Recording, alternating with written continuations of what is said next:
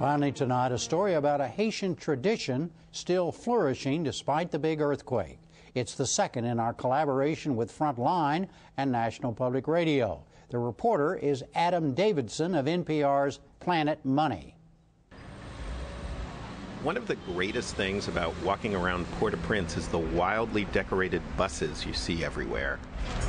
In Haiti, they're called tap-taps. They go all over the city, actually all over the country. They're cheap. It's only a few cents to go across town.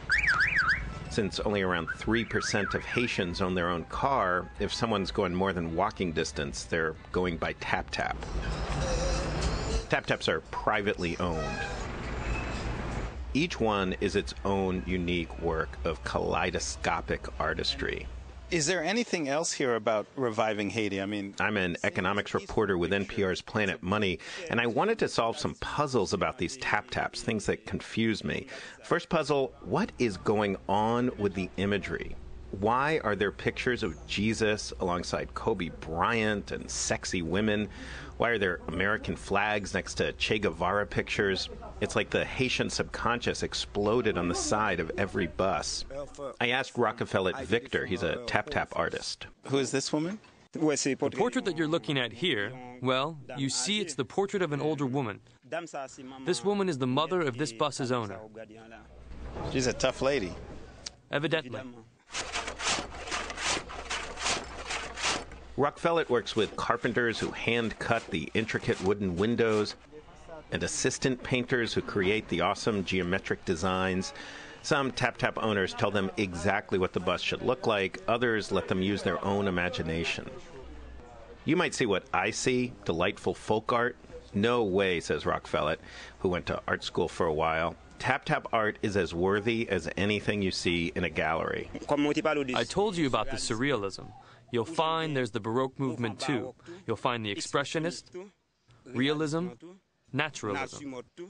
Exploring no fewer than 5 different schools of art on the side of a bus is pretty good business. 3/4 of Haitians make less than $60 a month. Ordinarily, when the client asks you to outline a bust for him, the minimum price is $600. But to paint the bust itself, the minimum price is $1,200. This is an even bigger puzzle. Why do tap-tap owners pay more than most Haitians make in a year to put some wild colors and pictures on the sides of their buses? You might say, well, it's a tradition, but it's a very costly tradition in a really poor country. Some drivers told me they get their buses painted every few months.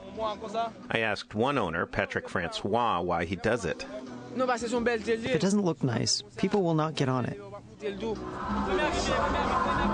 Tap-tap competition is vicious, complete with dancing recruiters.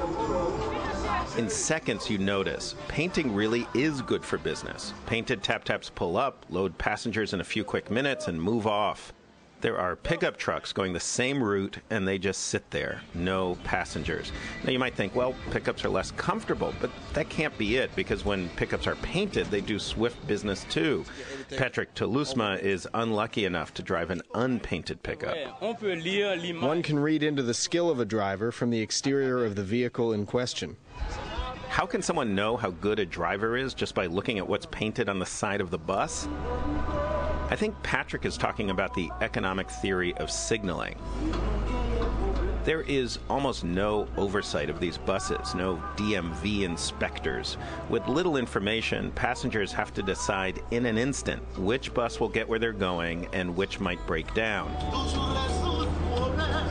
My theory is that passengers, and this probably happens subconsciously, figure that someone who pays that much for expensive painting on the outside is also paying to keep up their brakes and transmission on the inside. Of course, for some, it might be simpler than that. Maybe it's just a lot of fun to spend some time in a wildly painted tap-tap.